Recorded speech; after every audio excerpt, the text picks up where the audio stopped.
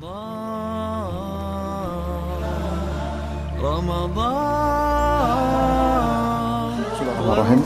Assalamualaikum warahmatullahi wabarakatuh. Alhamdulillah rabbil alamin.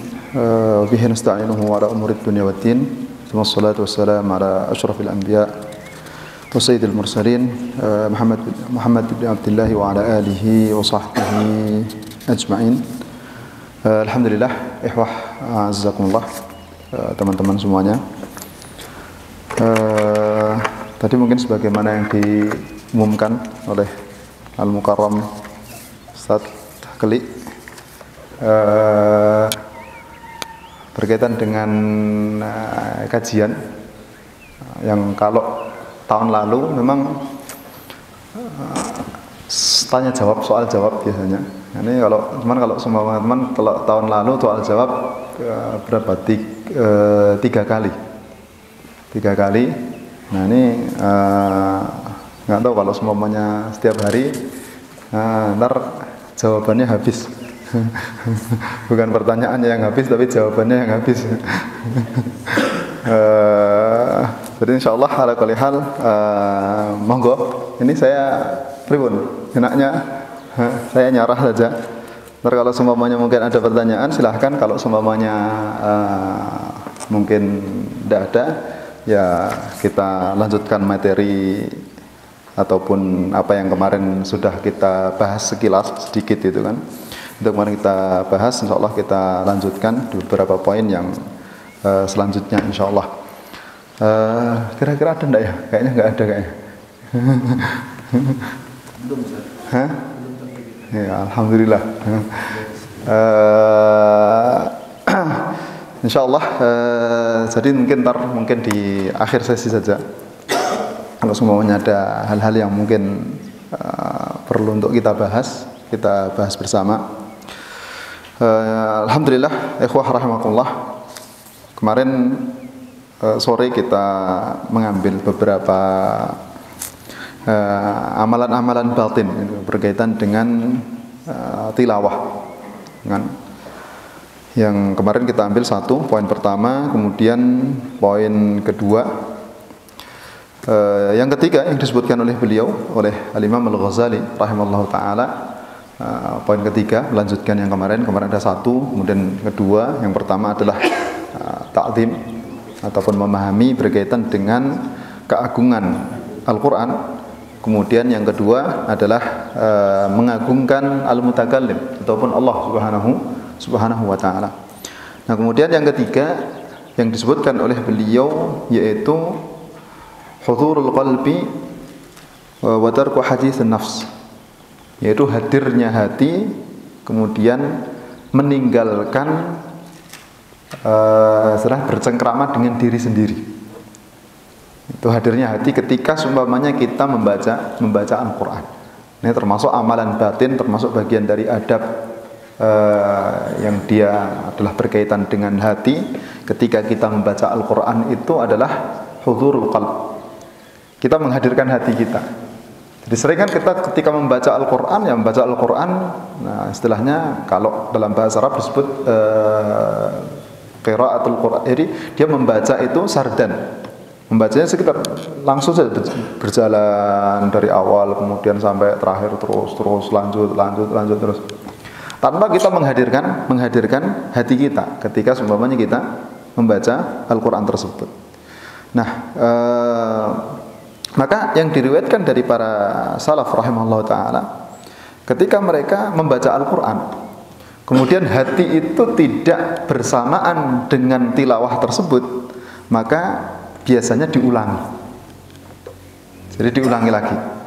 Ketika semua membaca, kemudian kadang kan kita membaca terus gitu, terus hatinya itu tidak bersamaan dengan Al-Quran tersebut, maka biasanya beliau diulangi lagi. Jadi bacanya diulangi lagi dari yang hati itu hilang di situ. Sama kayak seumpamanya kalau dalam sholat itu kan kita ada khusyuk, yang dia lubus sholat. Inti dari sholat itu sendiri yaitu adalah khusyuk tersebut. Ketika seumpamanya khusyuk tersebut itu hilang, ya berarti kan inti dasar dalam sholat itu juga hilang. Maka ketika kita membaca Al-Quran, kemudian hati kita itu tidak bersamaan dengan tilawah kita, lisan kita mungkin kita membaca, cuman hati kita itu mungkin nggak tahu pikirannya kemana lah, mungkin ke mana, ke kanan, ke kiri dan seterusnya. Nah, ini yang dilakukan oleh para salaf rahimahullah ta'ala. Biasanya beliau ketika tadi membaca Al-Quran, kemudian kok ternyata hatinya itu tidak berada di situ, maka beliau mengulangi. Nah, sifat ini biasanya hadir, kan? Hadir ketika apa? Ketika berkaitan dengan poin pertama dan poin kedua. Kalau seumpamanya kita itu mengagungkan Al-Quran, kemudian kita mengagungkan Al-Mutakallim, yakni Allah Subhanahu wa ta'ala, maka disitulah hadir hati kita.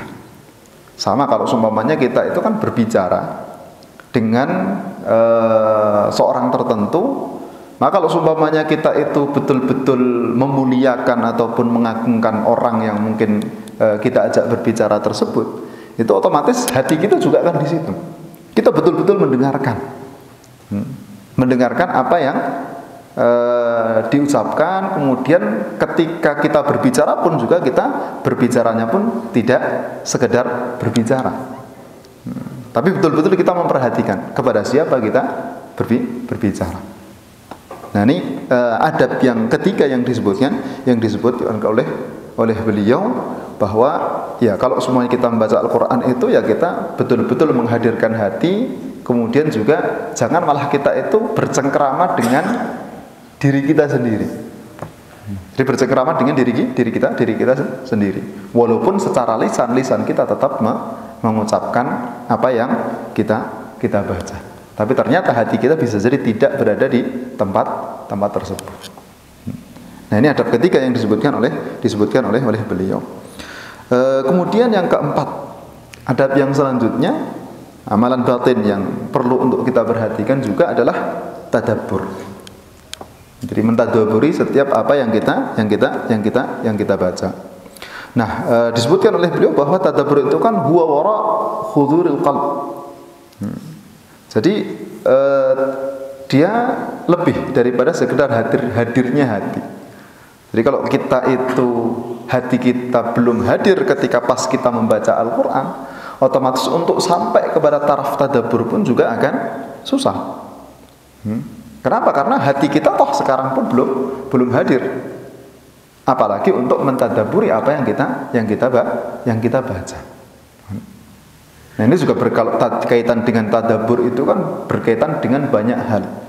Kita memahami makna-makna dari ayat-ayat yang kita baca, kemudian banyak hal, kan? Maka ada ketika seumpamanya sebagian menyebutkan berkaitan dengan maratib tadabbur itu kan, ketika seumpamanya seorang dia membaca Al-Quran, mentadabburi Al-Quran itu karena tujuan dari kita membaca Al-Quran itu kan supaya kita mentadabburi ayat-ayat Allah aslinya. Jadi, maka para salaf rahimahullah kadang ketika mereka membaca satu ayat dibaca, kemudian ayat tersebut itu nggak selesai. Jadi masih berkutat di ayat tersebut. Bahkan Rasulullah SAW sendiri kan pernah beliau membaca surat satu ayat yang dalam firman Allah Subhanahu wa taala, in tu'adzibhum fa innahum ibaduk. Jadi dari awal sholat, beliau sholat kemudian memulai bacaan Al-Quran sampai pada ayat tersebut, kemudian dibaca, diulang-ulang sampai selesai sholat. Jadi berkutat di ayat-ayat tersebut untuk mentadabburi satu ayat tadi. Kemudian juga diriwayatkan dari para salaf rahimahullah ta'ala, diriwayatkan dari beberapa salaf seperti Sa'id bin Jubair. Beliau selama satu malam penuh beliau membaca apa? Membaca wamtazul yauma ayyuhal mujrimun. Kemudian sebagian menyebutkan, diriwayatkan dari sebagian para salaf juga, bahwa beliau memulai bacaan satu surat, kemudian beliau terhenti pada beberapa potongan ayat, dan sampai terbitnya fajar belum selesai. Jadi masih berada di ayat-ayat tersebut.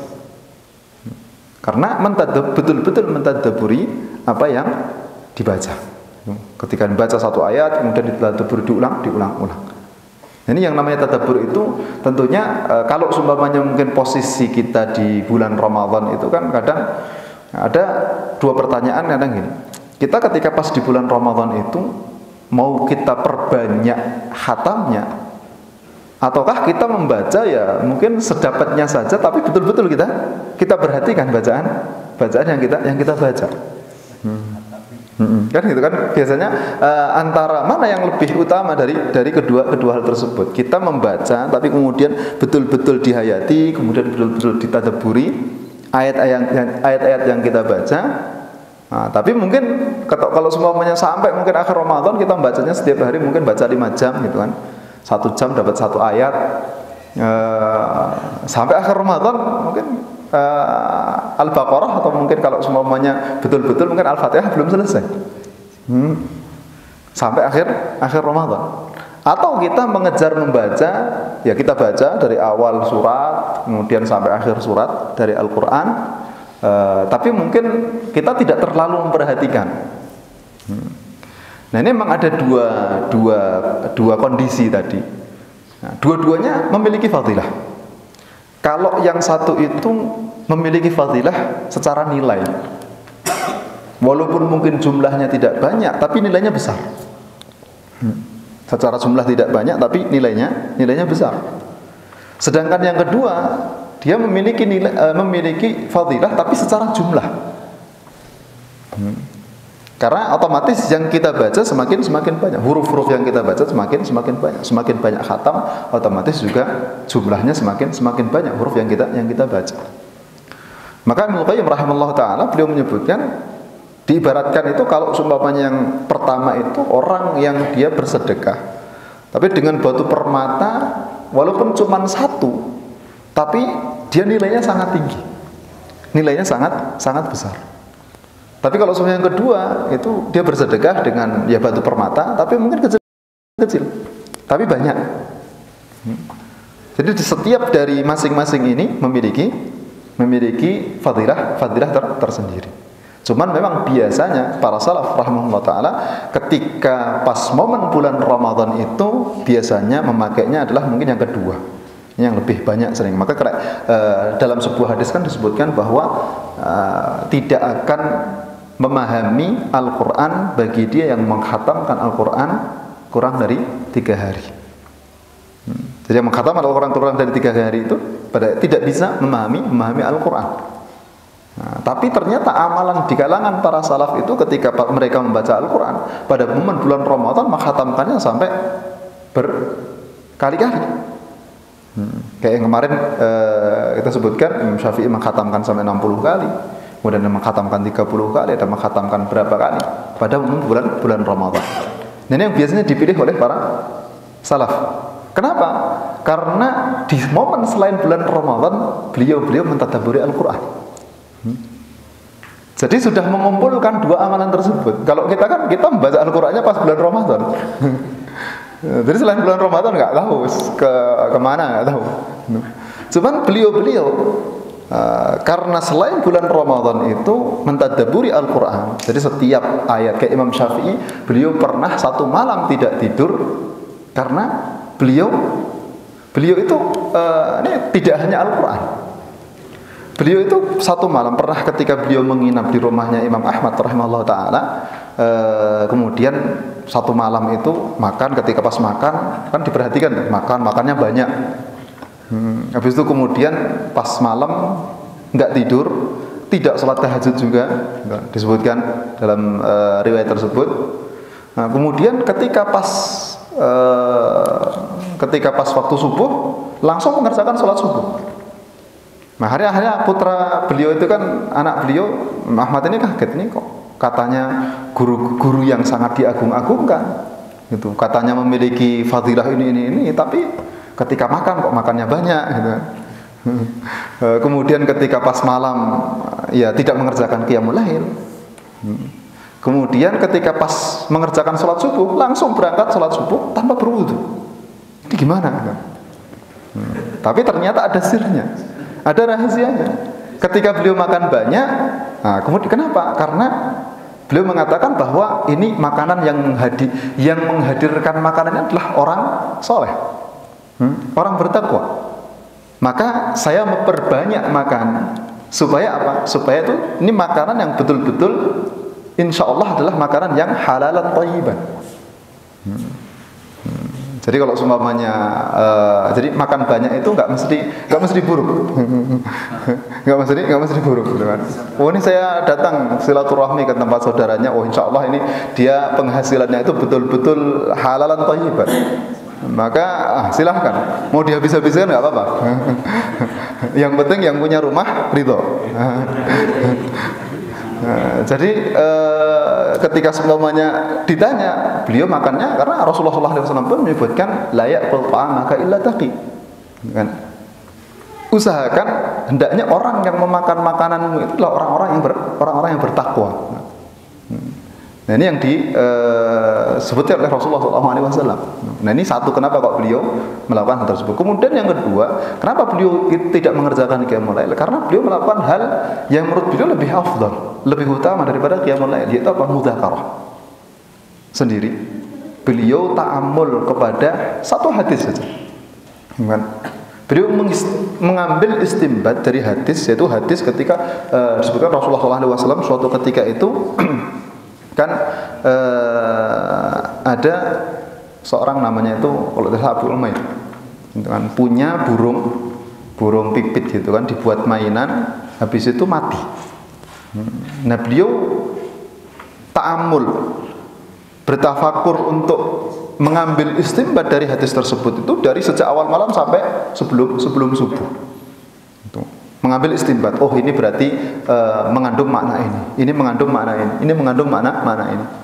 Jadi ada makna-makna yang bisa diambil banyak sekali istimbat-istimbat yang beliau ambil, gitu kan, dari sabda Rasulullah SAW, ya Aba Umair, madza fa'ala Nughair. Jadi nama burungnya itu disebut sebagai Nughair, gitu kan. Ini yang dilakukan oleh Imam Syafi'i selama satu malam penuh. Ini hadis, apalagi berkaitan dengan Al-Quran. Kalau Al-Quran mau di satu ayat mau kita renungi seumur hidup kita, insya Allah tidak selesai. Ini Al-Quran yang Allah Subhanahu Wa Taala turunkan. Nah kemudian ketika beliau berangkat ke masjid tidak berwudu, kenapa? Karena satu malam beliau tidak batal. Jadi dalam waktu tersebut beliau walaupun mungkin kelihatannya berbaring, tapi ya tidak tidur, karena memikirkan hadis-hadis tersebut. Ini yang dilakukan oleh beliau, ini berkaitan dengan hadis. Bagaimana dengan Al-Quran? Otomatis tentunya lebih daripada apa yang dilakukan kepada hadis-hadis Rasulullah SAW. Ini bagaimana kondisi para salaf ketika beliau itu mentadaburi Al-Quran. Mentadaburi Al-Quran di selain bulan Ramadan. Maka ketika pas bulan Ramadan, fokus beliau adalah untuk bagaimana memperbanyak khatam Al-Quran. Kenapa? Karena Rasulullah SAW sendiri di luar bulan Ramadan itu beliau mudarasah Al-Quran satu bulan mengkhatamkan satu kali. Tapi ketika pas bulan Ramadan di akhir hayat beliau itu beliau mengkhatamkan dua kali bersama dengan malaikat Jibril. Maka diperbanyak ketika pas momen bulan Ramadan. Maka sebagian para salaf pun menyebutkan bahwa ada yang mengatakan saya setiap minggu itu punya khatmah. Ada khataman mingguan, ada khataman bulanan, ada khataman tahunan, kemudian ada satu yang ini sudah sejak seumur hidup saya belum khatam. Yang diriwayatkan dari para salaf. Ada yang beliau memiliki khatam, jadi ada khataman mingguan, kemudian bulanan, kemudian ada tahunan. Kemudian ada khataman yang sampai sekarang ini belum khatam. Yaitu apa? Yaitu mentadaburi setiap ayat-ayat Al-Quran. Ayat-ayat yang dibaca tadi itu betul-betul ditadaburi sampai hampir di akhir hayat beliau pun ternyata belum khatam. Nah, ini bagian dari adab kita. Kalau seumpamanya kita itu bisa betul-betul mentadabburi Al-Qur'an, insyaallah kita bisa istifadah, bisa mengambil manfaat yang sangat besar sekali dari ayat-ayat Al-Qur'an. Karena Al-Qur'an itu membentuk pribadi. Jadi Al-Quran itu membentuk pribadi. Maka ketika Al-Quran diturunkan kepada Rasulullah SAW, maka Rasulullah berakhlak dengan akhlak Al-Quran. Kenapa? Karena Al-Quran diturunkan kepada Rasulullah SAW, kemudian membentuk pribadi Rasulullah SAW. Maka ketika ditanya, Ibunda Aisyah radhiyallahu taala anha ditanya oleh para sahabat bagaimana akhlaknya Rasulullah SAW, beliau menyebutkan karena khuluquhu Al-Quran. Akhlak Rasulullah itu ya Al-Quran. Al-Quran berjalan. Setiap ayat yang dibaca, ketika semua kita membaca ayat berkaitan dengan masalah mungkin ghibah, ya, apakah sudah terpraktekkan, apakah mungkin kita masih sering menghibah.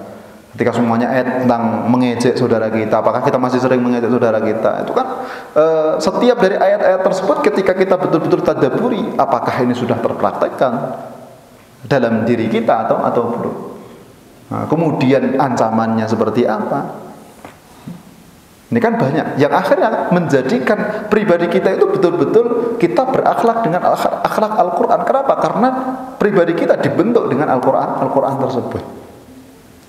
Oh, ini yang sesuai dengan Al-Quran. Oh, ini tidak sesuai. Dalam Al-Quran ini dilarang, berarti ditinggalkan, dipraktekkan. Ya akhirnya kemudian seorang tersebut itu dia betul-betul menjadi Al-Quran yang dia berjalan. Makanya disebutkan oleh Ibnul Qayyim juga rahimahullah taala, beliau menyebutkan juga bahwa yang disebutkan bahwa yang namanya iqamatul hudud. Iqamatul hudud itu lebih utama daripada iqamatul huruf. Apa itu? Iqamatul hudud itu kita menjalankan hukum-hukum yang ada dalam Al-Qur'an itu lebih utama daripada kita hanya sekedar menegakkan huruf-huruf yang ada dalam Al-Quran. Ketika dalam membaca Al-Quran diperintahkan untuk kita tartil, diperintahkan untuk kita membacanya dengan bacaan yang baik. Tapi ada makna yang lebih tinggi daripada itu semua, yaitu apa? Yaitu kita menegakkan hukum-hukum yang ada dalam Al-Quran, dalam diri kita. Jadi hukum-hukum yang kita baca, kita membaca tentang ayat hukum. Oh, dalam Al-Quran larangan minum khamr, berarti kita menjauhi khamr. Larangan kita untuk mendekati zina, berarti kita menjauhi zina. Nah, kemudian kalau semuanya ada perintah berpuasa, kita berpuasa. Ada perintah sholat, kita mengerjakan sholat, dan seterusnya. Setiap dari ayat-ayat Al-Quran yang kita baca. Nah ini ketika tadi kita bisa betul-betul mentadabburi setiap apa yang kita baca, nah insya Allah disitulah kita bisa membentuk diri kita itu untuk menjadi pribadi Al-Quran. Maka karena banyak yang mempertanyakan, sekarang hafadzul Quran itu banyak, para penghafal Al-Quran itu banyak. Tapi kadang kita mendapatkan, kenapa kok ada penghafal Al-Quran tapi secara akhlaknya kok kayak gini?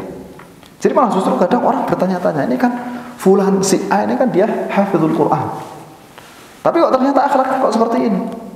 Kenapa? Karena yang ada dalam memori ataupun dalam yang dihafal adalah huruf-huruf Al-Quran, tanpa kemudian tidak pernah terpraktekkan apa yang terhafalkan tersebut. Ya secara khusus ada fadilahnya. Orang yang dia menghafal Al-Quran ada fadilahnya. Tapi kalau seumpamanya dia menghafal Al-Quran kemudian justru akhlaknya berbanding terbalik dengan hafalan yang dia miliki, justru kan masuk dalam hadis yang lain. Al-Quran hujjatun laka wa alaik. Al-Quran itu antara menjadi hujjah bagi kita di hadapan Allah Subhanahu wa taala ataupun menjadi hujjah atas kita. Kan ayat-ayatnya sudah kita hafal, ayat-ayatnya sudah kita baca, tapi apakah sudah terpraktekkan? Apakah sudah terjalankan dengan sebaik-baiknya atau bukan? Atau belum? Makanya kalau seumpamanya kita membaca Al-Quran, kita menghafal Al-Quran, tapi ternyata belum terpraktekkan, berarti kan kita memperbanyak hujjah atas diri kita. Ketika ntar kita menghadap kepada Allah, ditanyai, bukankah kamu sudah hafal ayat ini, ayat ini, ayat ini? Bukankah kamu sudah membaca ayat ini, kamu paham ayat ini?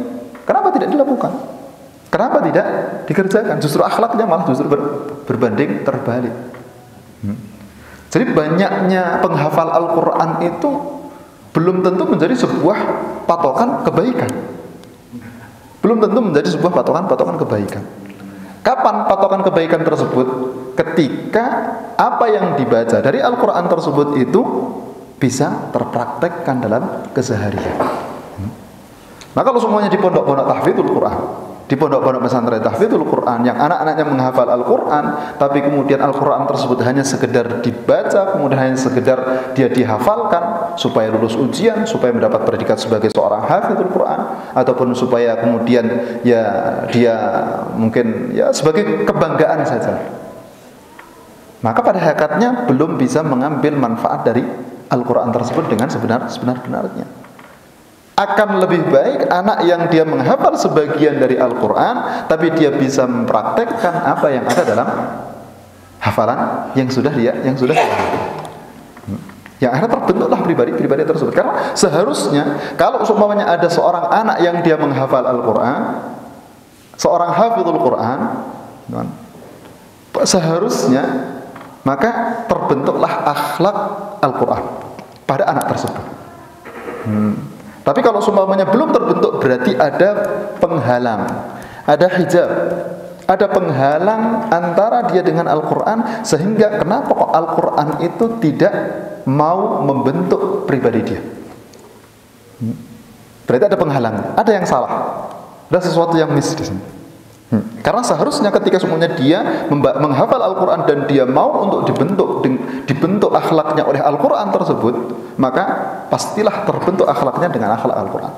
Tapi ketika seumpamanya, bukan berarti Al-Quran itu tidak mampu, bukan. Al-Quran mampu untuk membentuk akhlak seseorang untuk menjadi akhlak Quran. Tapi permasalahannya adalah apakah dia mau atau tidak. Jadi permasalahan apakah dia mau untuk akhlaknya itu dibentuk untuk menjadi akhlak Qur'ani atau tidak. Kalau seumpamanya dia tidak mau, ya disitulah berarti penghalangnya adalah dirinya sendiri, yang akhirnya Al-Quran pun tidak mau untuk membentuk pribadi orang tersebut. Ini kenapa kok kalau seumpamanya kadang sering ditanyakan banyak penghafal Al-Quran, tapi kenapa secara akhlakiah kok tidak bisa meningkat, tidak bisa bertambah? Nah, bisa jadi adalah karena kekurangan kita, kelalaian kita, keteledoran kita, yang Al-Quran hanya diucapkan secara lisan saja, tapi tidak pernah masuk ke dalam hati kita. Maka para sahabat radhiyallahu taala ketika mereka mempelajari Al-Quran, mempelajari 10 ayat, berhenti, tidak dilanjutkan sampai 10 ayat tersebut itu bisa terpraktekkan. Mana yang bisa dipraktekkan ketika itu, dipraktekkan ketika itu. Setelah kira-kira bisa terpraktekkan dalam kehidupan kesehariannya, baru kemudian melanjutkan 10 ayat selanjutnya. Maka para sahabat ada yang mempelajari surat Al-Baqarah sampai bertahun-tahun, 10 tahun baru menyelesaikan surat Al-Baqarah. Kalau kita mungkin ikut daurah tahfidzul Quran 1 bulan khatam. Tapi kan baru khatam saja. Terus prakteknya seberapa? Ya nggak tahu. Yang justru yang menjadi fokus utama kita bagian ketika semuanya kita menghafal Al-Quran, kemudian kita praktekkan sedikit demi sedikit. Karena tujuan dari Al-Quran itu kan ketika diturunkannya Al-Quran sebagai petunjuk. Bagaimana kok Al-Quran yang dia sebagai petunjuk, tapi kok orang yang membawa Al-Quran tidak bisa mengambil petunjuk dari Al-Quran? Al-Quran itu petunjuk. Sudah istilahnya kalau kan ada buku manual itu kan, setiap kita beli barang-barang elektronik, beli apa itu kan ada buku manualnya. Nah, ini dia yang membawa buku manualnya, buku petunjuknya. Dia yang membawa, tapi dia tidak bisa mengamalkan petunjuk tersebut. Bingung. Istilahnya kalau semua kita dalam kehidupan kita, perjalanan, kita kan menjalani kehidupan kita dari sejak kita lahir, habis itu kemudian kita kecil, kemudian terus dewasa sampai entar meninggal, kembali kepada Allah Subhanahu wa taala. Itu kan ada rutenya. Mana yang harus kita lalui? Ini orang dia sudah membawa petanya, tapi dia bingung mau berjalan kemana. Kadang tersesat ke sana, masuk ke semak-semak, kadang kemana. Padahal dia yang membawa petanya, petunjuknya yang dibawa, tapi belum bisa mengambil manfaat dari petunjuk yang dibawa tersebut. Maka kalau seumpamanya kita berada di lembaga-lembaga tahfidzul Quran, ya bagaimana kita bisa mengusahakan bagaimana anak-anak kita ataupun mungkin siapa orang yang di sekeliling kita yang mereka mempelajari Al-Quran, kemudian menghafal Al-Quran, bagaimana betul-betul bisa mengambil manfaat yang besar dari Al-Quran tersebut. Karena disitulah insya Allah kalau semuanya betul-betul bisa terambil manfaatnya, maka jadilah pribadi-pribadi itu bagaimana para sahabat radhiyallahu taala mereka dididik oleh Rasulullah dengan Al-Quran, maka jadilah generasi-generasi yang mulia. Begitu juga dengan para salafus salih. Nah ini termasuk bagian dari adab yang disebutkan oleh beliau berkaitan dengan masalah tadabbur Al-Quran. Kemudian yang selanjutnya yang kelima yang disebutkan oleh beliau adalah tafahum, berusaha untuk memahami. Jadi berusaha untuk memahami apa yang kita baca. Ini juga untuk menjadi pentingnya kita itu mempelajari bahasa Arab. Kemudian kalau seumpamanya kita belum bisa, kita bisa melalui mungkin terjemahannya ataupun terjemahan dari tafsir Al-Quran. Itu yang memudahkan bagi kita supaya kita bisa memahami makna dari ayat-ayat Al-Quran. Toh kalau seumpamanya kita seumur hidup kita selama mungkin 60 tahun ataupun mungkin lebih kita diturunkan Al-Quran, Al-Quran kita baca, tapi mungkin kita tidak memahami dari apa yang kita baca kecuali mungkin cuma beberapa persen saja dari yang kita baca. Maka kalau semuanya dibuat survei, ada sebuah survei yang mengatakan bahwa ada suatu buku yang dia dibaca oleh jutaan bahkan miliaran orang, tapi cuman berapa persen saja yang paham akan yang dibaca tersebut. Apa itu? Al-Quran. Jadi kenapa? Karena Al-Quran dengan bahasa Arab jelas. Maka kita kalau mau memahaminya, kita membutuhkan bahasa Arab supaya kita bisa memahami Al-Quran. Tapi setidaknya kembalinya itu aslinya kepada kemauan kita. Kalau semuanya kita belum memahami bahasa Arab, tapi ketika kita ada kemauan untuk memahami apa yang kita baca dari Al-Quran tersebut, kita bisa meminta bantuan kepada terjemah-terjemah Al-Quran, terjemah-terjemah dari tafsir-tafsir Al-Quran. Dari situ kita bisa memahami, kemudian kita bisa mentadabburi, kemudian kita bisa mempraktekkan apa yang kita baca dari ayat-ayat tersebut. Ini dilakukan oleh para salaf rahimahullah ta'ala. Maka disebutkan, diriwayatkan dari Ibnu Mas'ud radhiyallahu ta'ala, man arada ilmal awwalin wal akhirin falyusawwir Al-Quran. Jadi barang siapa yang dia itu menginginkan ilmunya orang-orang dahulu kemudian dengan orang-orang yang terakhir, maka hendaknya dia menggunakan Al-Quran. Jadi betul-betul semuanya, ketika semuanya dia membaca tentang kondisi para nabi, dakwah para nabi itu seperti apa. Nah maka kemudian dia bisa mulai memahami kenapa sih para nabi itu mereka didustai oleh kaumnya. Kemudian apa akibat dari mendustakan para nabi. Ini hampir seperti berkaitan dengan tadabbur Al-Quran tadi. Tapi di sini bagaimana memahami secara zahir dari apa yang dia baca dari Al-Quran tersebut. Ketika seumpamanya kemudian membaca tentang cerita-cerita para nabi, itu jadi cerita-cerita tersebut Allah Subhanahu menyebutkan dalam Al-Quran itu bukan hanya sekedar cerita yang dia kosong dari sebuah faedah, bukan. Tapi setiap cerita-cerita tersebut itu kita bisa mengambil sebuah ibrah, mengambil sebuah pelajaran yang besar, pelajaran yang penting dari cerita-cerita yang ada. Bahkan para ulama pun ketika beliau mengambil sebuah hukum, sebagian hukum itu diambilkan dari cerita dalam Al-Quran. Jadi pembahasan adalah berkaitan dengan cerita, tapi dari cerita tersebut ada sebuah hukum yang bisa diambil berkaitan dengan halal dan haram, berkaitan dengan sesuatu ini apakah dia masyru' ataupun tidak masyru'. Jadi setiap apa yang ada dalam Al-Quran itu kita bisa mengambil faedah darinya. Walaupun mungkin ceritanya kelihatannya berulang-ulang. Ada beberapa cerita Nabi Musa yang disebutkan dalam beberapa surah. Kemudian cerita tentang Nabiullah Adam alaihissalam. Kemudian cerita beberapa para nabi yang kadang berulang. Oh, di sini kan sudah disebutkan di surat ini. Kemudian di surat yang lain disebutkan lagi. Bukan berarti itu sesuatu yang dia berulang tanpa ada faedah baru, bukan. Pasti ada faedah baru. Ada sesuatu yang baru yang bisa kita ambil dari cerita yang Allah Subhanahu wa taala ceritakan dalam Al-Quran tersebut. Jadi setiap kita membaca, melewati suatu bacaan tertentu, kita memahami, oh ini maksud dari ayat ini itu seperti apa. Kemudian lebih dari itu lagi, nah tadi kondisi-kondisi ketika kita membaca tentang cerita-cerita tadi, kenapa orang-orang yang mereka mendustakan nabi-nabi, bagaimana kondisinya? Yang dulu mungkin cerita Fir'aun yang dulu dia orang yang paling berkuasa ketika itu, tapi ternyata Allah Subhanahu wa taala jadikan dia habis.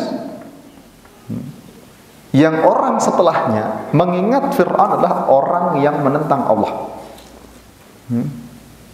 Jadi orang yang datang setelah diturunkannya Al-Quran ataupun setelahnya, setelah matinya Fir'aun itu, mereka mengingat dari Fir'aun apa? Kejelekannya. Yang diingat adalah kejelekannya. Orang yang dia menentang Allah, kemudian orang yang dia melakukan seperti ini dan seterusnya. Padahal dulu adalah orang yang paling berkuasa atas Mesir ketika itu. Bahkan Nabi Musa pun pengikutnya tidak terlalu banyak ketika itu. Dikejar-kejar oleh Fir'aun. Tapi ternyata akhirnya pun juga habis juga. Maka kalau seumpamanya kita di dunia kemudian kita diberikan kekuatan, diberikan mungkin bagian dari dunia yang bisa kita manfaatkan, apakah yang kita miliki tersebut itu bisa membawa kita kepada hal yang baik atau sebaliknya? Fir'aun memiliki kekuatan, tapi kekuatan digunakan untuk menentang dakwah Allah. Maka akhirnya Allah Subhanahu wa taala binasakan, yang akhirnya kekuatan yang dia miliki pun seakan-akan tidak pernah ada. Maka semuanya kita memiliki hal-hal yang sifatnya adalah bantuan dari Allah. Kita memiliki kedudukan, kita memiliki ini dan itu. Apakah hal tersebut itu bisa menjadikan kita itu selamat di hadapan Allah atau malah justru sebaliknya? Maka kalau semuanya ada orang yang dia memiliki, sekarang banyak orang yang dia bagaimana mengejar kepemimpinan supaya dengan kepemimpinan yang dia miliki itu akhirnya dia bisa melakukan banyak hal untuk tidak lain dan tidak bukan yang memuliakan dirinya sendiri ataupun mungkin memuliakan orang-orang yang berada di sekitar dia, mensejahterakan istilahnya, bukan memuliakan, mensejahterakan orang-orang yang di sekitar dia secara zahir. Yang akhirnya malah justru dia melanggar aturan-aturan Allah, mendolimi orang lain, mengambil hak-hak orang lain. Yang hal tersebut pada hakikatnya tidak bakal bermanfaat ketika dia dicabut usianya oleh Allah, ditutup usianya, sudah semuanya tidak bakal bermanfaat lagi di hadapan Allah Subhanahu wa taala. Malah justru sebaliknya akan memberikan madarat kepada dirinya sendiri. Nah, kemudian yang selanjutnya yang keenam, kan? Hal yang keenam yang menjadi adab kita secara batin ketika kita membaca Al-Quran adalah kita at-takhalli an mawani al-fahm. Jadi kita menghindari hal-hal yang menghalangi kita untuk memahami Al-Quran. Jadi ada hal-hal yang menjadi penghalang bagi kita untuk memahami Al-Quran. Jadi harus kita hindari supaya kita bisa intifa, bisa mengambil manfaat dari Al-Quran yang kita baca. Disebutkan oleh beliau ada 4 hal setidaknya yang dia menghalangi seseorang untuk memahami Al-Quran itu. Yang pertama adalah dia lebih terfokus pada untuk meluruskan huruf-huruf atau mentahqiqul huruf bi ikhrajiha min makharijiha. Terlalu fokus untuk dia membaca Al-Quran sesuai dengan makharijnya, tapi malah justru fokusnya itu hilang dari memahami apa yang dibaca. Ya, ini yang bukan berarti kita tidak belajar tahsin, bukan. Tetap yang namanya Al-Quran itu dibacanya adalah sesuai dengan apa yang Allah Subhanahu wa taala turunkan. Kita mempelajari bagaimana membaca Al-Quran dengan sebaik-baiknya. Karena kan kita ketika Imam ataupun Sayyidina Ali radhiyallahu taala anhu ketika menyebutkan tentang warattil Qur'ana tartila itu kan, beliau menyebutkan makna tartil dalam ayat tersebut itu kan tajwidul huruf wa ma'rifatul wuquf. Jadi kita memperhatikan tajwid setiap huruf-hurufnya. Kemudian juga kita mengetahui waqaf-waqafnya. Supaya maknanya itu sempurna. Nah, tapi jangan sampai kemudian fokusnya kepada hal tersebut yang akhirnya hal utama yang seharusnya menjadi fokus kita malah terkaburkan. Ketika membaca kita terlalu fokus untuk bagaimana mengeluarkan setiap huruf itu sesuai dengan makhrajnya, yang akhirnya tadabbur kita, tafahum kita akan apa yang kita baca malah hilang. Kenapa? Karena kita fokus kepada bagaimana, oh ini ketika semuanya membaca kha itu apakah sudah sesuai, apakah sudah pas atau belum. Gitu. Kadang diulang-ulang. Jadi membaca kemudian diulang-ulang lagi. Jadi ketika pas membaca Al-Qur'an lebih fokusnya ke situ. Beda kalau semuanya tahsin, kalau kita belajar tahsin ya kita ulang-ulang karena supaya ngepaskan makharijnya. Tapi ketika pas kita membaca Al-Qur'an, kemudian kita malah justru berfokus kepada makharijul huruf yang akhirnya menghalangi kita untuk memahami Al-Qur'an. Nah, ini yang disebutkan oleh beliau termasuk bagian dari penghalang untuk kita memahami Al-Qur'an. Jadi tetap yang namanya tahsin, tetap tahsin. Belajar bagaimana kita membaca Al-Qur'an dengan baik dan benar tetap dipelajari, tapi jangan sampai hal tersebut itu menjadi fokus utama yang akhirnya mengalihkan dari fokus yang sebenarnya. Dua-duanya harus berjalan berbarengan. Dua-duanya harus berjalan berbarengan. Karena kalau seumpamanya Al-Qur'an itu dibaca sesuai dengan makharijnya, maka disitulah terdengar lantunan yang pas, lantunan yang dia itu indah. Karena begitulah Al-Qur'an diturunkan. Makanya yang hal pertama, jangan sampai kok kita teralihkan fokus kita dari hal-hal yang seharusnya. Kemudian yang kedua, yang disebutkan oleh beliau, yaitu terlalu taklid kepada madhab ataupun pendapat yang dia dengar dan kemudian tidak mau beranjak dari pendapat tersebut. Ini kalau semuanya kita membaca ayat Al-Quran, habis itu kemudian mungkin kita memahami ada makna yang lain. Tapi ternyata saya mendengarnya itu yang disampaikan ataupun yang saya dengar selama ini itu maknanya itu seperti ini. Nah itu juga termasuk menjadi penghalang bagi kita. Ketika kita terlalu jumud, terlalu saklek dengan satu pendapat tertentu berkaitan dengan makna dari satu ayat. Karena ayat Al-Quran itu maknanya banyak. Maknanya banyak.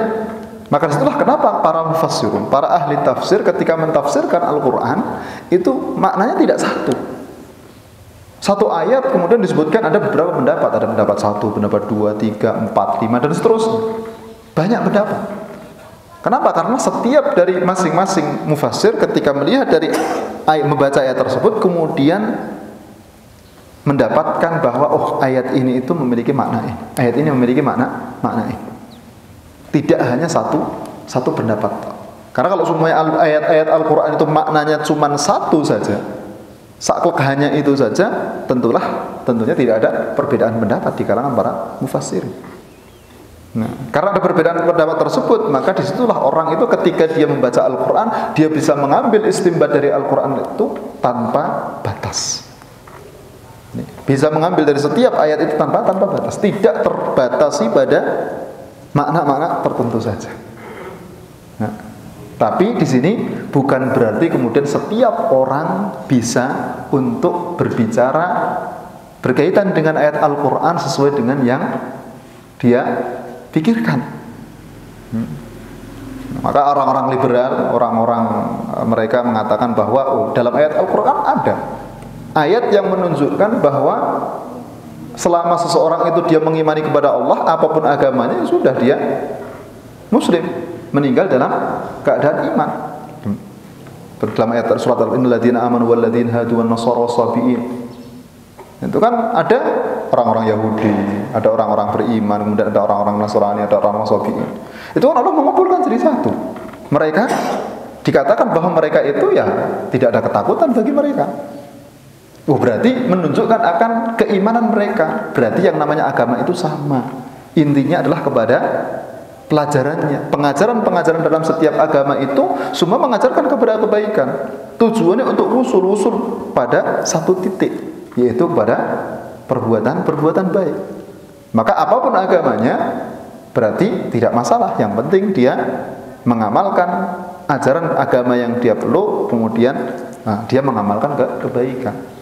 Ini kan tafsiran orang-orang liberal. Ya mungkin kalau semuanya mungkin kita melihat kepada kepada mungkin makna tadi tidak terbatasi, mungkin bisa. Tapi kan tidak setiap orang bisa mengatakan bahwa oh ini ayat Al-Qur'an ini maknanya ini. Maka kadang ada yang menyebutkan dalam surat At-Taubah innamas shadaqatu lil fuqara. Jadi untuk zakat itu tidak ada pembatasan. Tidak ada pembatasan asnaf yang mereka berhak untuk mendapatkan zakat. Kenapa? Karena ayat tersebut itu sedekah. Innamas shadaqat. Sedekah. Jadi melihat oh ini kan sedekah, lafadznya kan lafadz sedekah. Berarti untuk zakat itu tidak ada asnaf khusus. Berarti dikembalikan kepada keumuman. Yang namanya zakat ya berarti dikembalikan kepada umumnya orang yang mungkin ataupun dalam sebuah hadis disebutkan bahwa zakat fitrah itu kan diberikan untuk orang fakir miskin. Kemudian dibawa maknanya kepada itu. Ini kan mungkin ketika pas memahami melihatnya oh ini maknanya seperti ini. Bukankah makna Al-Qur'an itu tidak terbatas? Berarti mungkin bisa seperti ini. Nah, belum tentu. Jadi tetap ketika dia mau memahami Al-Quran, betul makna Al-Quran itu tidak terbatas, tapi ada patokannya, ada dhabitnya yang harus diketahui terlebih dahulu supaya dia ketika memahami makna Al-Quran itu tidak melenceng. Maka kenapa ada yang namanya qawaidut tafsir? Dalam tafsir itu ada kaidah-kaidahnya. Dalam mentafsirkan Al-Quran tidak sembarang orang dia bisa mentafsirkan Al-Quran. Harus syarat-syaratnya terpenuhi baru kemudian bisa melihat kepada Al-Quran kemudian mentafsirkan. Oh, tafsir dari ayat ini itu seperti ini. Tafsir dari ayat ini seperti ini. Jadi maknanya tadi yang disebutkan oleh beliau bukan berarti ini bebas setiap orang bisa berbicara berkaitan dengan Al-Quran, bukan. Tapi orang-orang yang memang sudah terpenuhi syarat-syarat untuk dia bisa memahami makna Al-Quran, maka jangan sampai dia itu terbawa hanya pada satu pendapat tertentu. Yang akhirnya dia jumud di situ tidak keluar dari pendapat tersebut. Padahal bisa jadi mungkin memiliki makna yang lain. Ini yang kedua. Kemudian yang ketiga yang disebutkan oleh beliau, termasuk 4 sebab. Sebab yang ketiga yang menghalangi seseorang untuk memahami Al-Quran adalah dia israr kepada dosa tertentu. Jadi dia musir kepada dosa tertentu. Dosa yang terus dilakukan, dia tidak mau bertobat dari dosa tersebut, terus dilakukan, yang akhirnya dosa ini menjadi penghalang hatinya untuk memahami Al-Quran. Kenapa? Karena diibaratkan bahwa Al-Quran itu kan apa yang bisa kita ambil itu bisa diibaratkan untuk hati kita itu ibarat cermin. Kalau seumpamanya kita pengen betul-betul melihat secara jernih, maka cermin itu dia harus dalam kondisi bersih supaya kita bisa betul melihat bayangan yang ada dalam cermin tadi. Tapi kalau seumpamanya dia itu terkotori dengan kotoran-kotoran, maka otomatis bayangannya pun dia tidak terlihat. Kalau seumpamanya mungkin semakin sedikit maka kabur. Jadi seberapa banyak kotoran yang ada dalam hati kita, disitulah yang dia menghalangi hati kita untuk kita bisa melihat ataupun memahami Al-Quran dengan sebaik-baiknya. Maka jangan sampai kita usahakan seorang itu kan dia akan bisa betul-betul melihat sesuatu itu dengan sebaik-baiknya ketika dia memiliki basirah yang maksimal, memiliki basirah yang kuat. Kapan basirahnya dia itu kuat? Kalau umpamanya dia ta'alluq ataupun hubungan antara dia dengan Allah Subhanahu wa taala hubungannya baik. Dosa-dosa yang dia kerjakan, yang namanya manusia tidak terlepas dari yang namanya dosa. Tapi bagaimana ketika dia berbuat dosa kemudian langsung dia beristighfar, kemudian dia kembali kepada Allah Subhanahu wa taala, tidak israr. tidak melakukan dosa tersebut secara terus menerus. Tapi ketika dia terjatuh langsung kemudian dia bangkit lagi. Ketika dia terjatuh langsung kemudian dia bangun lagi. Karena kalau seorang itu mau terlepas dari dosa mustahil. Yang namanya manusia tetap dia pasti akan terjatuh ke dalam yang namanya dosa. Tapi yang dilihat itu bukan masalah jatuh atau tidaknya, tapi apakah ketika dia terjatuh dalam suatu dosa tertentu dia mau bangkit setelah itu langsung atau tidak. Jadi kalau dia terjatuh kemudian malah justru dia terus berada di situ tidak mau bangun lagi, nah inilah berarti masuk dalam kategori yang ketiga. Tapi kalau dia terjatuh kemudian dia bangkit lagi meminta ampun kepada Allah Subhanahu wa taala, insyaallah Allah akan mengampuni dosa yang dia kerjakan. Maka ini termasuk bagian dari penghalang. Kemudian atau dia memiliki sifat takabur. Ini karena dia aslinya termasuk bagian dari dosa. Kalau yang pertama tadi berkaitan dengan dosa, nah dia memiliki sifat takabur. Sifat takabur itu sendiri dia termasuk bagian dari dosa. Ketika seseorang itu ada sifat kibr dalam diri dia, ada sifat sombong dalam diri dia, maka ini juga akan menghalangi dia untuk dia bisa melihat Al-Quran ataupun memahami Al-Quran itu dengan sebaik-baiknya. Kenapa? Karena basirahnya minim. Ada penghalangnya, yaitu apa? Sifat kibr tadi. Karena ketika seorang dia memiliki sifat kibr, otomatis ketika dia melakukan sesuatu tidak sebagaimana yang diperintahkan Allah Subhanahu wa taala dan Rasulnya. Kita lihat iblis. Iblis itu disebutkan bahwa dia sudah beribadah kepada Allah ribuan tahun. Bahkan memiliki kedudukan tertentu. Disebutkan dia memimpin pasukan langit itu sampai mungkin berapa ribu, berapa juta pasukan. Tapi ketika diminta oleh Allah untuk sujud kepada Nabiullah Adam alaihissalam, dia merasa sombong bahwa saya kan lebih baik. Saya sudah diciptakan lebih dulu, saya sudah beribadah lebih dulu. Ini makhluk baru, kenapa kok saya harus sujud kepada dia? Seharusnya dia kan sujud kepada yang sudah lama. Ini kan baru, yang namanya junior itu ya dia seharusnya tunduk sama yang senior. Tapi yang dilihat bukan itu, bukan masalah senioritas, tapi yang dilihat adalah perintah Allah Subhanahu wa taala. Allah memerintahkan dia untuk sujud, walaupun dia secara senioritas itu lebih senior daripada Nabi Adam alaihissalam, karena Nabi Adam baru diciptakan. Tapi yang memerintahkan adalah Allah. Allah memerintahkan untuk dia bersujud. Yang para malaikat ketika itu sujud kepada Nabi Adam, dan iblis dia tidak mau sujud. Dari situlah dia tidak bisa menjalankan apa yang Allah Subhanahu wa taala perintahkan dengan sebaik-baiknya. Akhirnya menjadi penghalang bagi dia. Yang kemudian Allah laknat dia sampai hari kiamat. Kenapa? Karena ada sifat kibr. Ada sifat sombong yang ada dalam hati. Makanya kalau kembali kemarin yang mungkin sudah kita bahas juga, apa sih yang sudah kita lakukan kok sampai kemudian kita itu bisa sombong? Siapa kita? Kita makhluk yang sangat lemah. Kemudian kalau seumpamanya terkena penyakit sedikit saja itu kita sudah mengeluhnya mungkin udah nggak ketulungan. Kemudian kok kita mau sombong kepada Allah Subhanahu wa taala? Padahal kita kalau diuji dengan ujian yang sedikit saja itu kita sudah tasakhut. Kita sudah kenapa kok saya diuji, kenapa, dan banyak hal lah. Hati kita itu memberontak, tidak ridho dengan ketetapan Allah Subhanahu wa taala. Kemudian kalau kita mau sombong, yang kita makhluk yang sangat lemah, tidak ada apa-apanya, apalagi kalau dibandingkan dengan alam semesta. Kita tidak ada apa-apanya. Nah ini termasuk penghalang ketiga. Nah kemudian ataupun yang lainnya yaitu apa? Ataupun dia diuji oleh Allah Subhanahu wa taala dengan hawa nafsu duniawi. Dia mengikuti hawa nafsu duniawi.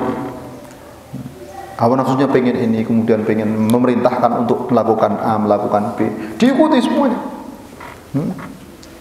Setiap hawa nafsunya memerintahkan untuk mengerjakan sesuatu kemudian diikuti. Ini juga menjadi penghalang. Kenapa? Karena mengikuti setiap apa yang diperintahkan oleh hawa nafsu itu juga bagian dari kesalahan. Maka Allah menyebutkan dalam surat Yusuf kan, inna nafsa la'ammaratun bisu. Sesungguhnya yang namanya jiwa itu dia memerintahkan kepada perbuatan yang buruk. Illa man rahimah rabbi, kecuali yang dirahmati oleh Allah Subhanahu wa taala. Jadi yang dirahmati oleh Allah lah disinilah yang dia bisa mengekang jiwanya. Yang secara dasar itu memerintahkan kepada perbuatan-perbuatan yang buruk, tapi karena dirahmati oleh Allah, diberikan nikmat oleh Allah, maka dia bisa menundukkan hawa nafsu tersebut. Nah, ini yang ketiga. Kemudian yang terakhir, yang keempat yang disebutkan oleh beliau, yaitu dia sudah membaca sebagian dari tafsir Al-Quran secara zahir, kemudian dia meyakini bahwa makna Al-Quran itu hanya apa yang diriwayatkan oleh para mufassirin seperti Ibnu Abbas, kemudian Imam Mujahid ataupun yang lainnya. Nah, sedangkan selain daripada itu adalah tafsir dengan akal. Ini mirip seperti yang ketiga, yang kedua tadi, kalau semuanya tadi berkaitan dengan bahwa memahami bahwa ketika dia sudah memahami satu ayat tertentu dengan satu makna, kemudian dia tidak mau beralih dari pemahaman tersebut. Nah, kalau ini menyatakan bahwa apa makna-makna dari Al-Quran itu apa yang diriwayatkan dari Ibnu Abbas, kemudian Imam Mujahid, dan yang keduanya yang masyhur yang dinukil oleh para mufassirin. Sedangkan yang lainnya adalah dia tafsir berra'i, mentafsirkan ayat Al-Quran dengan pikiran. Padahal kan kalau tafsir itu kan ada tafsir bil ma'thur, kemudian ada tafsir berra'i. Jadi lebih memfokuskan bahwa tafsir Al-Quran itu ya tafsir bil ma'thur saja. Untuk tafsir berra'i ini dia mutlak, tidak boleh. Apa sih makna tafsir berra'i? Mungkin para salaf menyebutkan kalau semuanya orang yang dia tafsir berra'i itu tidak disarankan, ataupun mungkin para ulama menyatakan hendaknya seorang mufassir ketika dia mentafsirkan Al-Quran tidak mentafsirkan dengan tafsir berra'i. Yang dimaksudkan adalah mentafsirkan Al-Quran di luar dari pemahaman di kalangan para mufassirin, di luar kaidah-kaidah tafsir. Bukan berarti mengeluarkan makna ayat sesuai dengan tadabbur yang dia lakukan, bukan. Tapi mentafsirkan Al-Quran, sekilas membaca Al-Quran, oh berarti maknanya ini. Setelahnya mentafsirkan Al-Quran ngasal. Nah, ini yang dia dilarang, disepakati di kalangan para ulama bahwa inilah tafsir yang tidak boleh. Tapi tafsir-tafsir yang mungkin dia lebih melihat kepada mungkin lataiful ayat. Ayat ini kenapa kok diletakkan setelah ayat ini? Kemudian kenapa kok di sini itu pakainya dhamir, tidak pakai isim dhahir? Nah, kemudian kenapa kok surat ini setelah surat ini? Ini kan kita tidak mendapatkan secara khusus dari Rasulullah SAW. Tidak kita dapatkan secara khusus dari para salaf, mungkin dari kalangan para sahabat ataupun mungkin dari kalangan para tabi. Tapi para ulama yang mereka memiliki pemahaman dalam Al-Quran kemudian melihat, mengambil istinbat khusus. Oh, kenapa kok ayat ini diletakkan setelah ayat ini? Bisa jadi karena maknanya seperti ini. Kenapa surat ini diletakkan setelah surat ini? Bisa jadi maknanya seperti ini. Kenapa kok ini disebutkan isim dhahir? Kenapa kok bukan dhamir? Kenapa kok di sini disebutkan dengan dhamir? Kenapa tidak dengan isim dhahir? Yang ini kan berkaitan dengan mungkin gramatikal dalam bahasa Arab seperti apa? Ini kaitan dengan balaghah juga. Nah, kalau semuanya melihat mentafsirkan ayat Al-Quran, mengeluarkan makna-maknanya melalui metode-metode yang ada tersebut dan sesuai dengan kaidah-kaidah di kalangan para ahli tafsir, tidak masalah. Walaupun tetap disebut sebagai tafsir bir-ra'i, tapi yang bukan dilarang. Bukan tafsir bir-ra'i yang dia dilarang. Karena kalau umumnya itlaq di kalangan para mufassirin ketika menyebut tafsir bil ma'thur itu ya dia mentafsirkan Al-Quran dengan Al-Quran, kemudian tafsir Al-Quran dengan hadis, ataupun mungkin tafsir Al-Quran dari athar-athar di kalangan para sahabat, yang entah itu yang marfu' kepada Rasulullah SAW ataupun mauquf kepada para sahabat tersebut. Sedangkan tafsir kita memahami mungkin kalau sekarang mungkin tafsir mukhtasar, bukan yang ringkas, ataupun mungkin yang menjelaskan tentang mufradat dalam Al-Quran. Nah, ini pada hakikatnya hal-hal tersebut tidak masalah. Ini 4 hal yang beliau sebutkan adalah menjadi penghalang untuk kita itu bisa memahami Al-Quran. Nah, kalau semuanya kita ingin betul-betul memahami Al-Quran, nah, jangan sampai 4 hal tersebut itu menghalangi kita ataupun ada pada diri kita yang akhirnya kemudian menjadi penghalang untuk kita betul-betul bisa memahami Al-Quran dengan sebaik-baiknya. Ini insya Allah mungkin udah setengah 12, bentar lagi insya Allah masuk di waktu zuhur, bisa digunakan untuk persiapan. Insya Allah ada 10, masih ada sekitar 4, insya Allah mungkin kita lanjutkan di kesempatan yang akan datang. Sebelumnya kalau cuma ada pertanyaan, ya silakan. Assalamualaikum. Saya Sidik dari Kementerian Prasetyo dari Mas. Yang ingin saya tanyakan itu,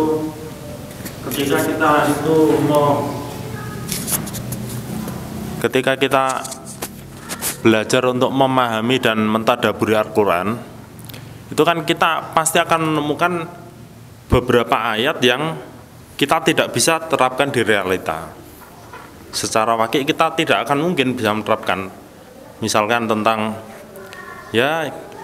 Hudud, tentang Qisas, Al-Maidah tentang potong tangan dan beberapa hukum-hukum yang lainnya. Nah, itu sikap kita bagaimana, Tat? Apakah kita harus bersikap seperti apa itu? Seharusnya bagaimana gitu? Ya, mungkin itu dulu ya. Bagaimana kalau semuanya kita membaca Al-Quran, habis itu kemudian kita melewati ayat-ayat tentang hudud, yang kemudian beberapa ayat yang mungkin pada zaman sekarang mungkin kita tidak bisa mempraktekannya. Nah, bagaimana sikap kita? Pertama adalah kita hendaknya meyakini bahwa inilah hukum-hukum Allah yang diturunkan kepada hamba-hamba. Hukum ketika orang mencuri itu sesuai dengan syarat-syaratnya sampai nisab dan seterusnya, ya berarti dia dipotong tangan. Kemudian ketika ada orang berzina berarti dia sudah muhsan, kemudian dia dirajam. Kita harus meyakini, menanamkan dalam hati kita hukum Allah itu ini yang diturunkan oleh Allah. Kemudian tidak mungkin yang namanya hukum Allah itu menyelisihi ataupun tidak realistis untuk dipraktekkan di suatu waktu tertentu. Kita harus meyakini bahwa Al-Quran itu diturunkan oleh Allah ya sampai hari kiamat. Berarti apa yang ada dalam Al-Quran itu mungkin untuk dipraktekkan sampai hari kiamat. Karena Allah sudah tahu. Allah yang mentakdirkan kejadian-kejadian dari sejak diturunkan Al-Quran sampai hari kiamat. Kemudian Allah menurunkan ayat Al-Quran ketika itu. Dan berarti apa yang diturunkan ketika itu akan bisa kita praktekkan sampai akhir hari kiamat kelak. Nah, kemudian berkaitan dengan ketidakmampuan kita untuk menjalankan hal-hal tersebut, yaitu di luar istita'ah, di luar kemampuan yang Allah Subhanahu berikan kepada kita. Tapi yang jelas kita harus meyakini bahwa hukum Allah itu. Kemudian setiap apa yang Allah syariatkan pasti ada hikmahnya. Dan kita harus betul-betul meyakini, jangan sampai kemudian kita malah justru terkena syubhat. Di kalangan orang-orang, ini kan hukum kejam, tidak bisa dipraktekkan untuk pada zaman sekarang. Tapi justru kita harus sebaliknya. Dengan kita melewati membaca ayat-ayat tersebut itu, kita bisa tadi mentadaburinya. Kenapa Allah mensyariatkan rajam? Kemudian kenapa Allah SWT mensyariatkan potong tangan? Yang sekarang ditolak oleh banyak orang. Disitulah justru kita bisa menambah keimanan kita, bisa menambah keyakinan kita dengan kita memperdalam tadabbur kita kepada ayat-ayat tersebut. Tapi berkaitan dengan masalah tataran praktek, karena ini prakteknya adalah lingkupnya bukan lingkup pribadi, tapi lingkupnya adalah lingkup masyarakat secara umum. Yang tidak mungkin untuk kita praktekkan. Maka kalau semuanya kita dapat pencuri kemudian kita potong tangan, ya tidak bisa. Kita pengen menegakkan hukum hudud yang ada dalam Al-Quran. Ada pencuri kemudian langsung kita potong tangan.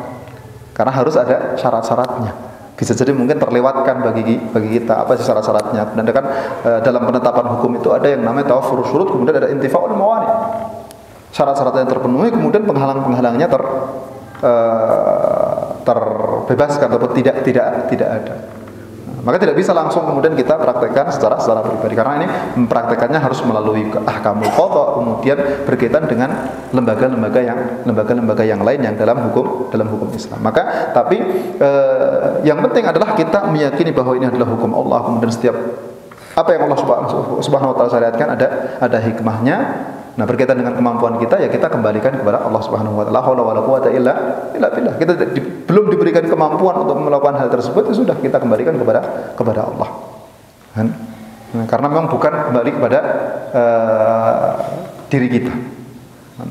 Yang penting kita meyakini bahwa hukum Allah pada hakikatnya adalah ini. Hukum Allah pada hakikatnya adalah ini. Wallahu a'lam. Ada yang lain? Bismillah. Ini pertanyaan besar. Ya. Ini poin-poin ini atau tadi yang disebutkan itu haruskah jadi wajib atau anjuran atau bagaimana? Ya. Nah, ini pertama. Ada beberapa banyak jani, tapi dua aja dulu. Yang kedua mana yang lebih baik? Nah, kalau tadi tentang merenungi arti Al-Quran, nah, bacaan bagus tapi sedikit atau bacaannya jelek dari segi tajwid tahsin, nah, tapi banyak. Nah, jadi itu. Ini dasar-dasar dulu. Ya. Itu dulu. Ya. Pertama tadi berkaitan dengan apa yang poin-poin yang tadi kita sebutkan ini, apakah dia wajib ataukah semuanya dia tidak sampai derajat wajib. Jadi secara umum di sini adalah dia anjuran, hal utama. Jadi tidak menjadi sebuah kewajiban kita harus ini bukan, tapi adalah anjuran ataupun bagian dari kesempurnaan ketika kita membaca Al-Quran. Bagian dari kesempurnaan untuk ketika kita membaca Al-Quran adalah kita juga memperhatikan berkaitan dengan adab tersebut. Walaupun tidak wajib. Kalau semua kita membaca Al-Quran tanpa kita memperhatikan apa yang tadi kita bahas pun, bacaan Al-Quran kita tetap sah.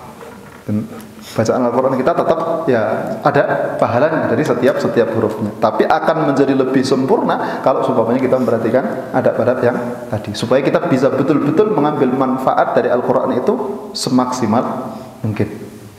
Nah, ini yang pertama. Kemudian yang kedua berkaitan dengan bacaan, apakah kita itu ketika membaca bacaan banyak tapi mungkin secara mungkin makharij ya, mungkin ataupun mungkin secara tajwidnya itu kurang, ataukah kita membaca sedikit tapi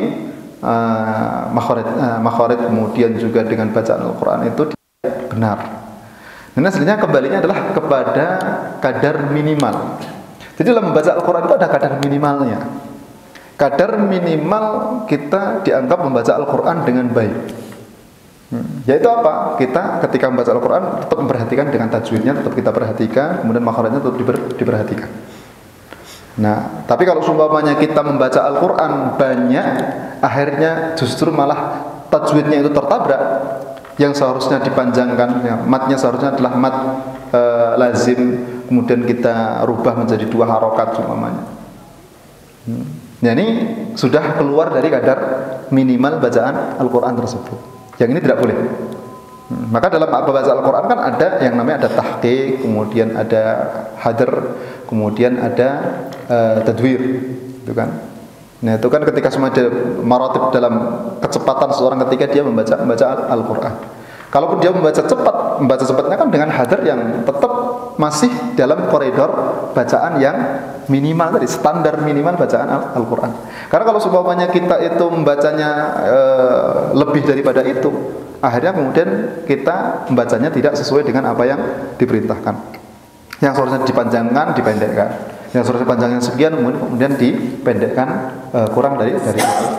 Nah, jadi bagaimana, apakah kita memilih bacaan tadi itu banyak tapi mungkin kurang, ataukah kita sedikit tapi lebih pas? Ya, selama kalau yang dia itu banyak tadi kurang itu tadi masih dalam standar minimalnya, minimal dalam bacaannya, tidak masalah. Tapi kalau semuanya ternyata tidak pas secara tajwid, ini adalah yang dia itu keluar dari hukum-hukum kaidah yang dia lahannya bisa jadi lahan yang dia jadi, gitu kan. Maka ya lebih baik adalah kita memilih untuk kita membaca pelan. Kita berusaha untuk belajar membaca pelan sampai kemudian tertata bacaannya, baru kemudian kita bisa menaikkan ritme. Tapi ketika menaikkan ritme, ya ritmenya tetap menaikkannya jangan kemudian dipolkan sampai kemudian tertabrak lagi. Jadi tetap harus standar minimal dari bacaan Al-Quran harus sesuai dengan tajwidnya. Tidak masalah kecepatan itu, kita mau membaca pelan ataupun mungkin cepat, tidak masalah. Yang penting ketika kita membaca dengan cepat tidak keluar dari bacaan minimal ataupun standar minimal dalam bacaan Al-Qur'annya. Allah a'lam. Ya. Sudah? Terakhir. Mana dulu? Sudah, dua, terakhir dua. Ya. Ini melenceng dari tema Ustaz tentang riba. Misalkan ada si lembaga A sama lembaga B. Lembaga A ini berkaitan, maksudnya yang A ini resmi, kemudian dia hanya cabang berapa. Kemudian yang B ini kan misalkan ambil barang dari A, kemudian jatuh tempo, maka bayarnya pakai tempo, tidak cash. Tapi banyak sekali cabangnya, nanti setiap cabang itu nanti ambilnya di A ini. Ketika ambil di A itu kan otomatis dia berhutang, Pak. Nah, untuk menutup kekurangan uang-uang ini, si A ini kemudian dia gandeng lembaga keuangan untuk membiayai yang bayaran-bayaran tertunda tadi, dengan si A lembaga A ini minta persetujuan dari lembaga B tadi, harus tanda tangan dan sebagainya untuk maksudnya setujulah dengan yang diterapkan di A. Nah, itu yang lembaga B yang ambil barang ini atau perorangan yang mengambil barang di A ini, apakah dia ikut itu dosa riba? Yang A tadi kan dia yang ngambil akad riba ya, yang A. Kemudian dia buat akad riba dengan cabang-cabangnya tadi. Nah, tapi dia menggandeng lembaga keuangan. Tapi kan yang cabang sama itu mau nggak mau ya tetap harus ikut seperti itu. Nah, itu sistem dari atas itu. Ya. Ya, sini kalau seumpamanya intinya ini, kalau tadi kan yang ditanyakan yang B atau yang cabang-cabang? Yang cabang-cabang ini, yang ambil dari si A-nya. Ya. Yang ambil dari si A-nya. Itu kena dosa riba nggak? Kalau seumpamanya akad antara A, lembaga A kemudian dengan cabang-cabang tersebut, itu apakah akadnya walaupun mungkin dia dengan pengambilannya dengan tempo ya, dengan hutang, akad jual belinya dengan hutang, tapi tergantung akad jual beli tersebut. Apakah seumpamanya ntar itu dia itu akadnya itu riba atau tidak? Walaupun mungkin kalau semuanya yang si A ini dia membuat akad riba dengan si B, lembaga keuangan B, A kemudian dengan lembaga keuangan yang dia itu B. Antara akad A dengan B ini dia riba. Nah, ini apakah berkaitan dengan akad yang disebut yang antara lembaga cabang ini dengan si A atau tidak? Kalau semuanya dia tidak berkaitan secara langsung, maka ya tidak masalah karena ini akadnya sudah sendiri, beda. Walaupun mungkin si A dia membuat akad dengan B yang dia akadnya riba. Nah, tapi ketika semuanya akad antara A kemudian dengan dengan cabang-cabang tersebut itu akadnya beda, gitu kan, bukan akad ribawi, ya tidak masalah. Tapi kalau semuanya mengikuti sistem yang dia ternyata sistemnya adalah sama sistem yang dia riba juga, maka berarti dia masuk dalam kategori melakukan riba, karena riba itu kan yang dilaknatkan la'anallahu akalur riba wa mukilahu kemudian wa katibahu wa syahidai. Jadi 5 orang. Nah, dia masuk dalam kategori ini atau tidak, ataupun dia membantu dia untuk melakukan riba. Membantu lembaga dengan ada cabang tersebut, dia membantu A tadi itu, lembaga A ini tadi untuk dia melakukan riba. Ketika dia membantu dia untuk melakukan riba, maka dia masuk dalam kategori orang yang memberikan makan orang lain dengan riba. Nah, tergantung akad secara detailnya itu seperti apa antara lembaga A kemudian dengan cabang yang ada tadi.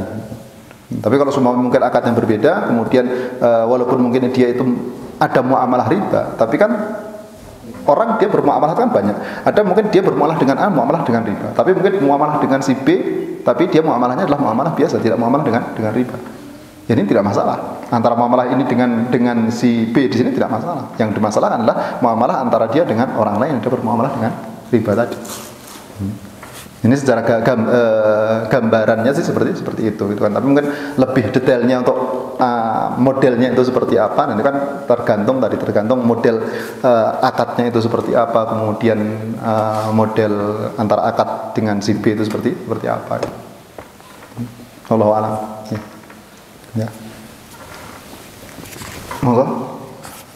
Terakhir masuk waktu zuhur, insyaallah kita lanjutkan sebentar yang akan datang. Ya, assalamualaikum warahmatullahi wabarakatuh. Assalamualaikum. Mau menanyakan 2 hal, Ustaz. Yang pertama, buku apa yang bisa Ustaz rekomendasikan untuk memahami Quran tadi? Kan disebutkan ada tahapan tafsir. Lalu yang saya pahami di misalkan toko buku yang saya pernah kunjungi itu ternyata tafsir dan tadabbur itu bukunya berbeda. Ya. Itu mungkin jenengan ada rekomendasi atau yang mana begitu. Yang kedua, mungkin tidak hanya saya ya, tapi bapak-bapak di sini juga mungkin anak-anaknya juga diikhtiarkan untuk bisa hafal Quran begitu. Mungkin minimal mungkin juz 30 sudah hafal, itu apakah juga si anak itu sebaiknya kita dorong untuk membaca tafsirnya, misalkan ya yang tadi mungkin Ustaz bisa rekomendasikan di pertanyaan pertama begitu. Terima kasih. Assalamualaikum warahmatullahi wabarakatuh. Yang pertama berkaitan dengan kitab ya, yang dibaca untuk supaya kita bisa memahami ataupun mentadabbur Al-Quran, yaitu kitab tafsir. Jadi kitab tafsir lah yang akan membantu kita untuk memahami dan mentadabbur Al-Quran. Nah, berkaitan dengan mungkin kalau yang antara kitab tadabbur Al-Quran dengan kitab tafsir Al-Quran berbeda, itu aslinya berbeda dari segi kalau kitab tadabbur Al-Quran adalah cara untuk mentadabbur Al-Quran. Jadi biasanya step-stepnya. Tapi kalau seumpamanya kemudian ada kitab sendiri, kitab tadabbur Al-Quran, kemudian kitab tafsir Al-Quran, itu ya aslinya pada hakikatnya tadabbur itu kan kita membaca Al-Quran, kemudian ada makna-makna yang mungkin terdetik di kita, akhirnya kemudian kita tuliskan, akhirnya kemudian dibuat menjadi sebuah buku. Semuanya mungkin tadabbur surat Al-Fatihah semuanya. Kita membaca Al-Fatihah, kemudian membaca tafsir-tafsir, kemudian kita terdetik ada makna-makna yang lain, kemudian kita tuliskan.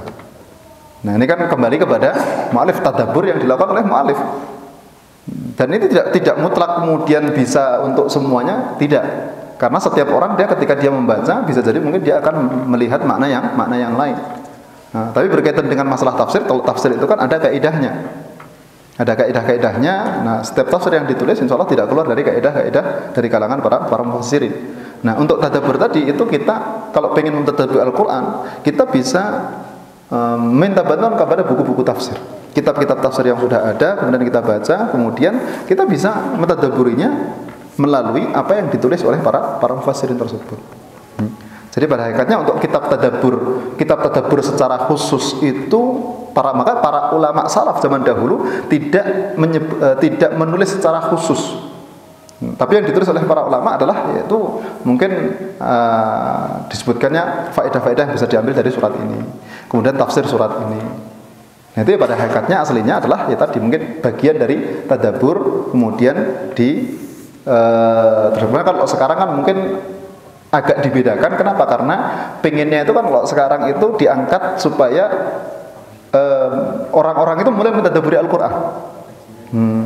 Maka akan ada agak sedikit dibedakan. Oh, ini buku-buku tafsir nih. Ini ada buku-buku tadabbur Al-Quran. Yang pada hakikatnya buku tadabbur Al-Quran itu bukan berarti kemudian kita ketika membaca buku tadabbur Al-Quran itu tadabbur orang lain. Yang diminta itu kan kita mentadabburi untuk diri kita sendiri. Kalau buku tadabbur Al-Quran yang sudah ada itu kan tadabburnya orang lain yang kemudian dibukukan. Padahal perintahnya adalah kita sendiri yang diperintahkan untuk mentadabburi Al-Quran. Kalau kita membaca buku tersebut untuk membantu kita tidak masalah, tidak masalah. Tapi ya tentunya akan tidak sama plek. Karena tadabbur setiap orang akan berbeda-beda sesuai dengan pemahaman, sesuai dengan ilmu yang diberikan oleh Allah Subhanahu Wa Taala kepada orang-orang tersebut. Nah, jadi kalau kita ingin mentadabbur Al-Quran, apa yang bisa membantu kita adalah kitab-kitab tafsir di kalangan para ulama. Itu tafsir-tafsir yang menyebutkan tentang hadis-hadis Rasul, ataupun yang mungkin kalau yang lebih sekarang itu lebih mudah biasanya adalah yang menyebutkan secara khusus tentang sebab kenapa dan kenapa. Itu ada beberapa tafsir, kan? Beberapa tafsir kayak sebelum tafsir Baydawi itu kan menyebutkan kenapa kok Allah Subhanahu menyebutkan seperti ini, kenapa Allah menyebutkan seperti ini. Nah, itu kita bisa memakai tafsir tersebut untuk kemudian kita bisa melatih tadabbur yang ada pada diri kita. Sedangkan untuk kitab tadabbur yang banyak beredar itu biasanya adalah tentang step-step tadabbur Al-Quran. Bagaimana kita bisa sampai kepada tadabbur Al-Quran itu, nah kemudian disebutkan caranya seperti ini. Itu ada kitab sendiri, beberapa kitab yang ditulis di kalangan para ulama. Kemudian yang kedua adalah kalau semuanya anak kita sudah mulai menghafal Al-Quran gitu, kemudian apakah kita juga memerintahkan mereka untuk mentadabburi ataupun mungkin memahami. Kalau anak kita masih kecil, setidaknya adalah mereka bisa memahami ataupun mengambil intisari dari apa yang sudah mereka hafal. Ketika semuanya mereka membaca Alhaakumut Takatsur, Ini kan apa sih yang melelehkan manusia? Mereka kan berbanyak-banyak. Kemudian atau ketika semuanya mereka membaca tentang wal asr gitu kan. Waktu, pentingnya waktu. Jadi inti-inti dari surat-surat tersebut secara garis besarnya yang biasanya disebutkan dalam tafsir-tafsir mukhtasar. Biasanya disebutkan dalam tafsir-tafsir mukhtasar. Nah, itu bisa kita ajarkan kepada anak-anak kita. Jadi ketika mereka menghafal ayat-ayat ataupun surat-surat tersebut, mereka pun juga bisa sambil memahami. Nah, sambil ketika sudah berjalan, ketika anak itu sudah mulai sempurna akalnya, kan, kemudian bertambah usia, bertambah akalnya, nah kan bisa diajaknya lebih banyak. Tapi kalau semuanya anak-anak masih kecil, mungkin usia SD dan mungkin semisalnya, ini kan mereka mengetahui dalam surat ayat ini itu menunjukkan tidak bolehnya seperti ini. Dalam surat ayat itu menunjukkan pentingnya ini dan seterusnya. Jadi gambaran secara global dari surat-surat yang sudah dihafal tersebut. Allahu a'lam. Ya, itu ya. Insyaallah kita lanjutkan di kesempatan yang akan datang karena sudah masuk waktu zuhur. Kita tutup dengan doa kafaratul majlis. Subhanakallahumma wa bihamdika, la ilaha illa anta, astaghfiruka wa atubu ilaik. Billahi taufiq wal hidayah. Assalamualaikum warahmatullahi wabarakatuh.